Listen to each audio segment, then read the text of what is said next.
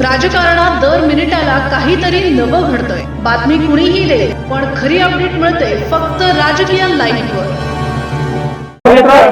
पवार उपमुख्यमंत्री म्हणून राष्ट्रवादी काँग्रेस पक्षाने प्रेझेंट केले जात आहे। शपथविधीची चर्चा आहे की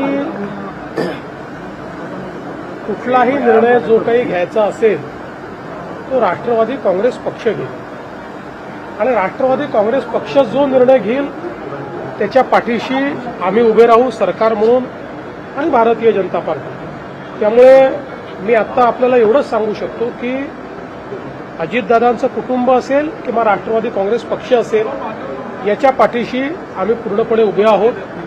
त्यांचे जे काही निर्णय होतील त्या निर्णयांना योग्य ते समर्थन आमच्याकडनं असेल। राष्ट्रवादी काँग्रेस पक्षाकडनं काही तसा प्रस्ताव वगैरे आला का? तर पक्षाकडनं माझ्याशी 2 वेळा चर्चा करून ते गेले आहेत। त्या चर्चेमध्ये त्यांनी त्यांची काय कार्यपद्धती आहे, काय काय ऑप्शन्स आहेत या संदर्भात त्यांनी चर्चा केलेली आहे।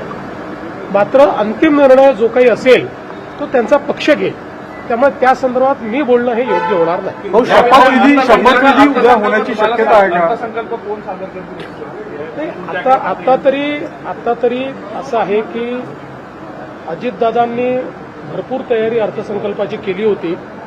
त्यामुळे आता उद्यापासून मी स्वतः लक्ष घालून अर्थसंकल्पाच्या ज्या काही प्रोसेसेस आहेत त्या मी स्वतः पूर्ण करणार आहे आणि मग आम्ही इव्हेंच्युअली ठरवू काय करायचं। शपथविधीची काही वेळ ठरली का?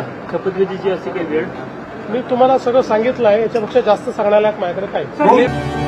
राजकीय घडामोडींचा सर्वात वेगवान अपडेट फक्त इथेच राजकीय लाईव्हवर। आमच्या YouTube चॅनलला लाईक, शेअर, सबस्क्राईब करा आणि रहा राजकारणाच्या रणभूमीवरील थेट नजरेत।